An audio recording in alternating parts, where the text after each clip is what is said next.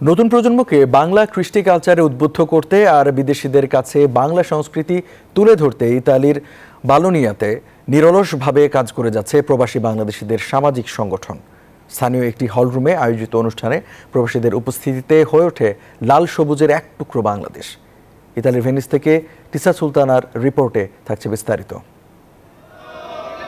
প্রবাসী নারীদের বিভিন্ন প্রতিবন্ধকতা ও সেখানে বেড়ে ওঠা নতুন প্রজন্মকে বাংলা শিখতে সহায়তার পাশাপাশি বাংলার কৃষ্টি কালচার ছড়িয়ে দিতে ইতালির বনোলিয়াতে নিরলসভাবে কাজ করে যাচ্ছে উমেন্স অ্যাসোসিয়েশন অব বাংলাদেশ নামের একটি সামাজিক সংগঠন। শনিবার সংগঠনটির দ্বিতীয় প্রতিষ্ঠাবার্ষিকী উপলক্ষে স্থানীয় একটি হলরুমে সাংস্কৃতিক অনুষ্ঠান ও প্রবাসীদের মিলন মেলাও অনুষ্ঠিত হয়। সভাপতি নাজমুল রাহান শিউলির সভাপতিত্বে প্রধান অতিথি হিসেবে উপস্থিত ছিলেন স্থানীয় মেয়র মাত্তেও লেপোরে। বাংলাদেশিদের কৃষ্টি কালচার আর সংস্কৃতি আমার খুবই ভালো লাগে। আমি বাংলাদেশিদের পাশে আছি। উমেন্স অ্যাসোসিয়েশন অব বাংলাদেশের প্রতিষ্ঠাতা ছাড়াও অনুষ্ঠানে উপস্থিত ছিলেন স্থানীয় সামাজিক, রাজনৈতিক ও প্রশাসনের ঊর্ধ্বতন কর্মকর্তারা।